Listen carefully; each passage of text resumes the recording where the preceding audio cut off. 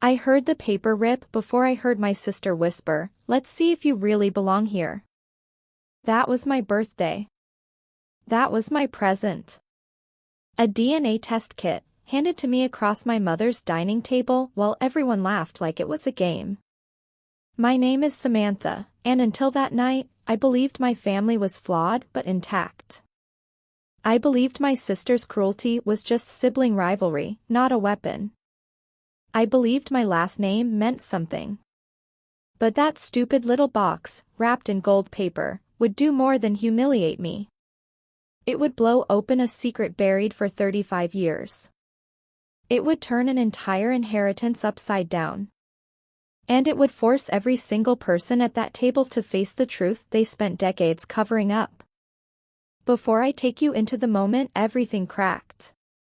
If you've ever been blindsided by someone you trusted, tap the like button, because this story might hit deeper than you expect. And subscribe with the bell icon on so you won't miss any new stories.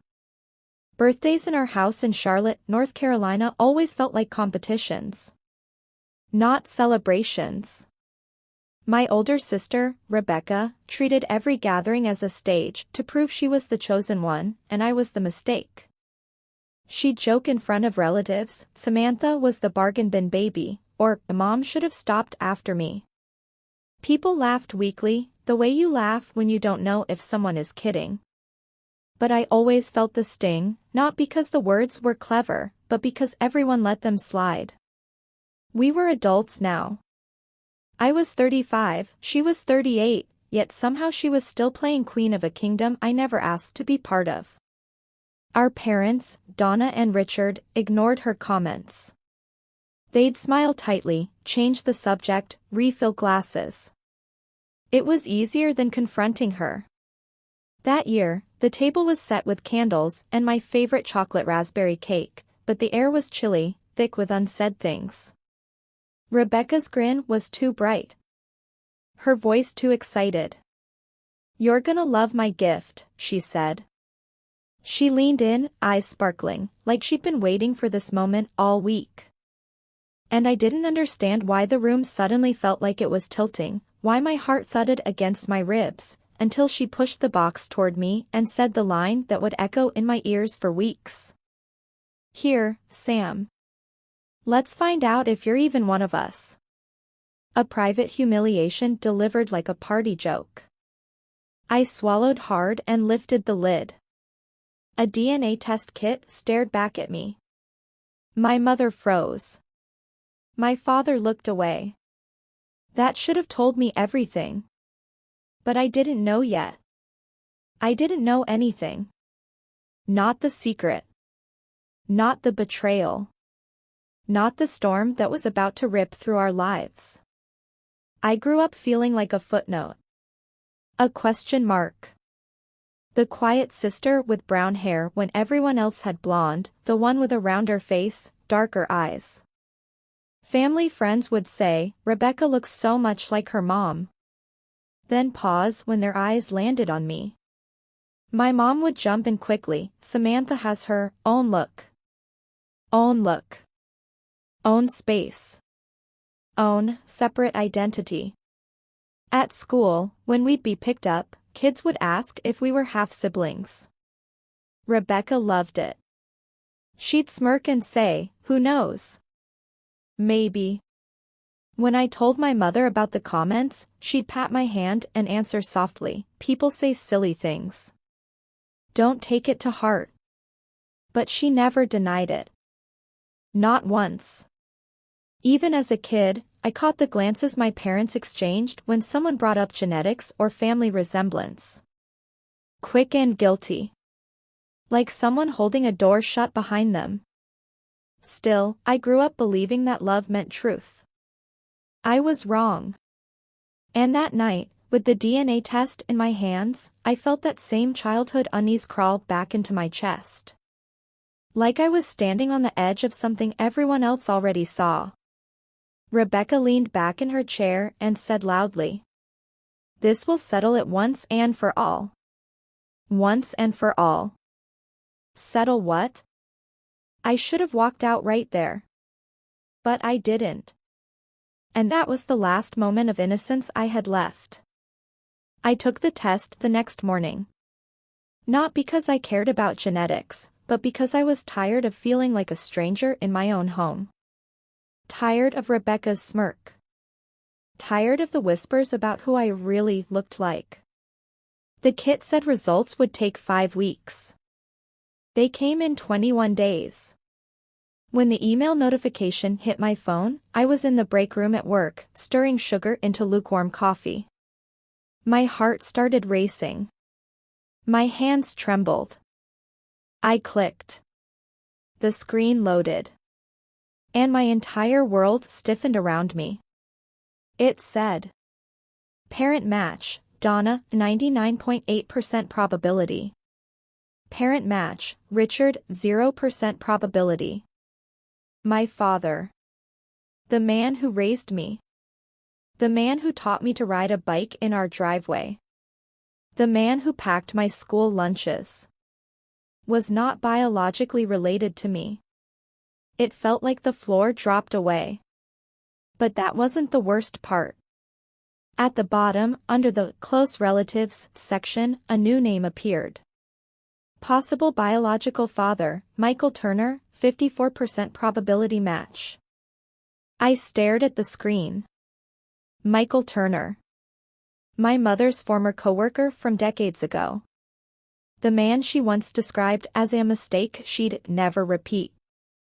My breathing went shallow. I felt heat rush through my body, like I was being burned from the inside out. My entire life.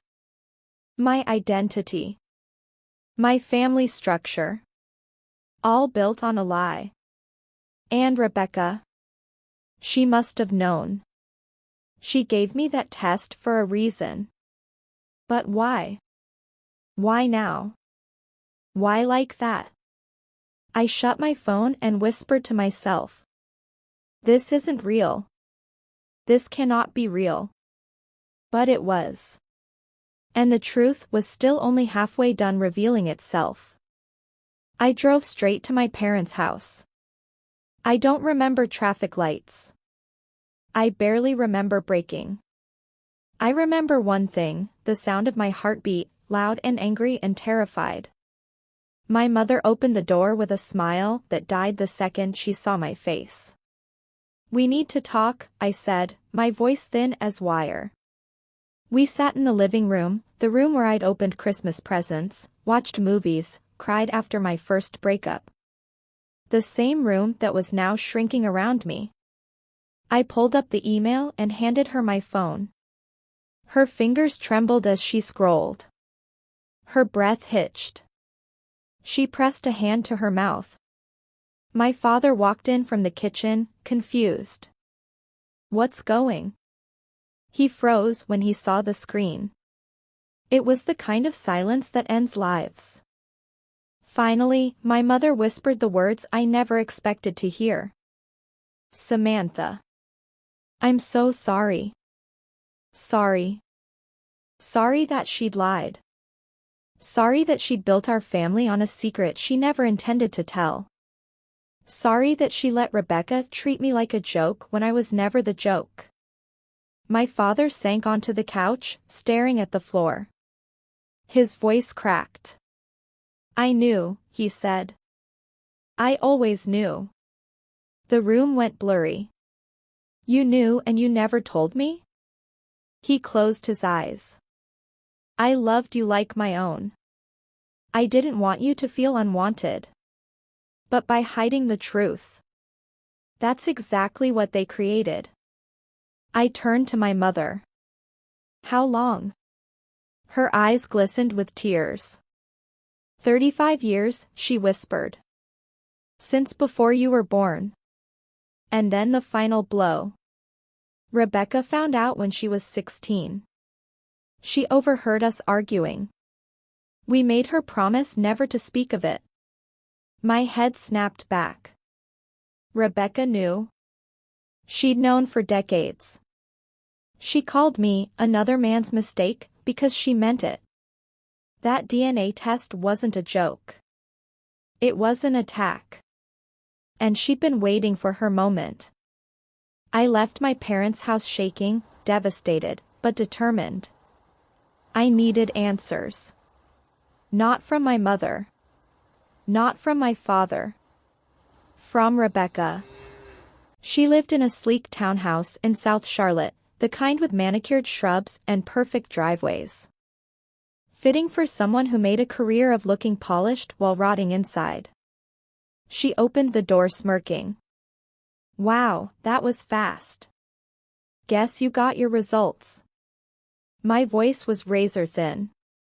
You knew. She leaned against the doorframe. Of course I knew. Everyone knew. Except you. Her casual cruelty sliced deeper than anything she'd ever said. But why? I asked. Why would you give me that test now? Her smile widened. Because it was time. Time? Time for what? Then she dropped the bomb. Mom and Dad updated their will last year. Everything goes to me. You get a small trust fund, not even $50,000. My stomach twisted. What? Why? Because you're not Dad's kid, she said simply. And he doesn't want to leave his life's work to some other man's accident. Accident. Not daughter. Not sister. Accident. I felt something shift inside me then. Not rage. Not hurt. Something colder. Sharper. A new kind of clarity.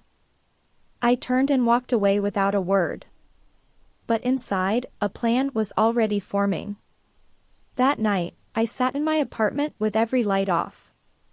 Only the glow of my laptop illuminated the room. I replayed everything in my mind, the jokes, the looks, the will that cut me out, the DNA results that shattered my identity. And then the turning point moment came. The voice I'd buried for years finally rose up inside me. I'm done being quiet. I said it out loud. I felt it in my bones. For years, I tried to keep the peace. I made myself small so Rebecca could feel big. I stayed polite so my parents wouldn't feel ashamed. No more. Rebecca thought she'd humiliated me into silence. She had no idea she just handed me the key to unravel her entire plan. Before I keep going, if you're still with me, hit like so this story reaches more people who've lived through family secrets. And if you haven't yet, subscribe and press the bell icon so you won't miss any new stories. Now, here's how everything flipped. Rebecca assumed I'd crumble. She assumed I'd melt into my old role, the quiet sister, the apologetic one. Instead, I got organized. First, I contacted the DNA company and requested the full raw data package, proof that I wasn't genetically tied to the man legally listed as my father. Next, I looked up North Carolina inheritance laws. And I found something Rebecca had clearly overlooked. If a parent knowingly excludes a child based on fraudulent information or coercion, that will can be contested. Fraudulent information. Coercion. Both were sitting neatly in my family's closet. Then came the wild card. Michael Turner, my biological father. I debated for days whether to reach out. My stomach churned at the thought. But the truth was already out, and running from it wouldn't fix anything. I found him living in Asheville, retired, quiet life. I sent a letter, not accusing, just honest. 2 weeks later, he replied. And when I read his words, everything changed. I always wondered if you were mine. Your mother asked me to step aside. I respected her wishes. But I never forgot. He wasn't angry.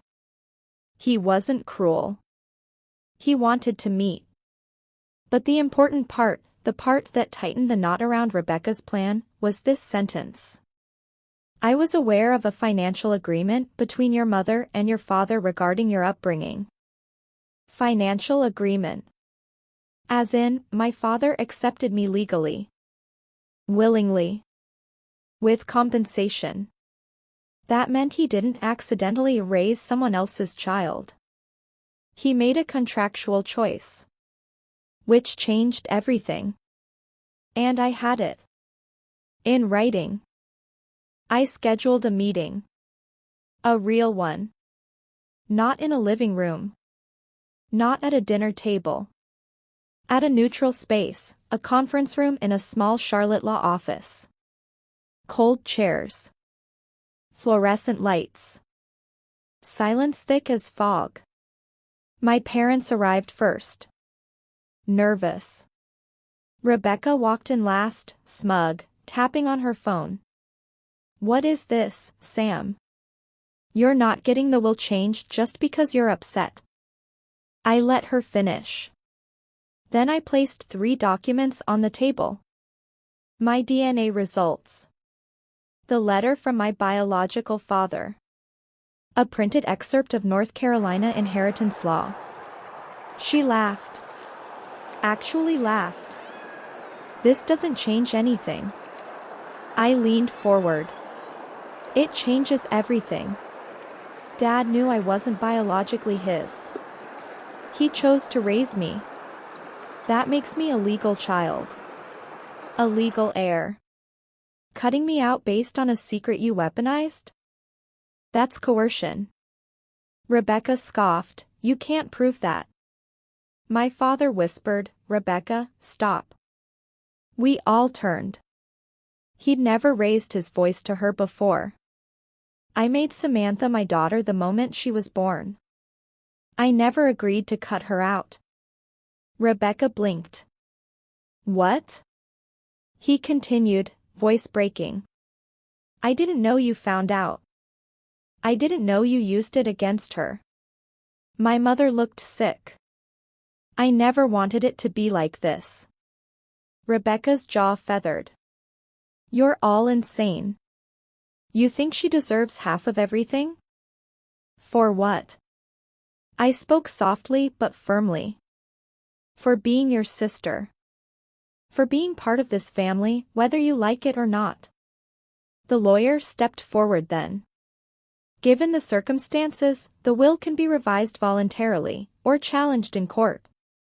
Rebecca paled. Court meant discovery. Discovery meant exposure. Exposure meant her reputation, her perfect little image, would shatter. She knew it. I knew it. This was checkmate. It took 3 weeks. 3 long, tense, silent weeks. Then I got a call. My parents were revising their will. Not because I forced them. Not because I threatened them. But because the truth was finally out in the light, and they couldn't ignore it anymore. Rebecca's share was reduced. Mine was restored. Everything equal, as it should have been from the beginning. The next day, Rebecca showed up at my apartment, mascara smeared, anger radiating off her. You ruined everything, she hissed. I shook my head. No. You ruined it when you used my life as a joke. She stared at me, breathing hard, and whispered the same line she'd used my whole childhood, but now stripped of power. You were never supposed to be here. I looked her dead in the eyes. I'm here anyway. Then I closed the door. My relationship with my parents changed. Not perfectly. Not instantly. But honestly. My father apologized, truly apologized, for not telling me sooner. For letting Rebecca weaponize the truth. My mother cried more in a month than I'd seen in my entire childhood. She was complicated, not evil. Afraid, not malicious. But fear doesn't erase responsibility. As for Michael, my biological father, we eventually spoke over coffee in Asheville. It was quiet, awkward, gentle. Not a father-daughter reunion. More like 2 people acknowledging a shared history neither quite understood. but it was healing. And Rebecca? She distanced herself. Moved cities. Stopped attending holidays. She thought she'd erased me.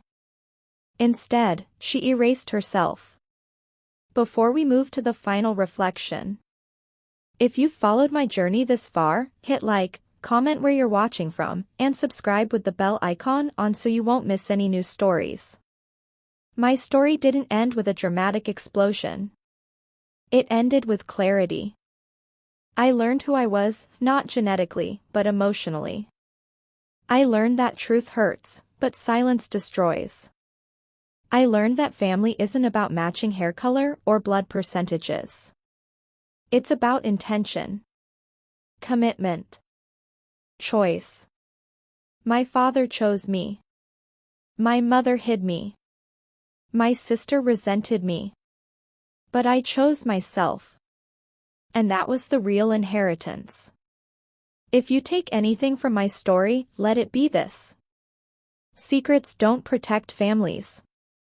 They poison them. Truth doesn't break bonds. It reveals which ones were real to begin with. I spent 35 years feeling like a question mark. But the truth didn't destroy me. It rebuilt me.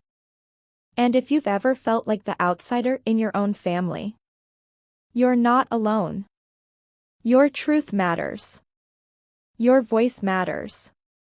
And you deserve a place, no DNA test required. If my story touched you, please like this video, subscribe, and press the bell icon so you won't miss any new stories. And drop a comment telling me your thoughts, I read every single one.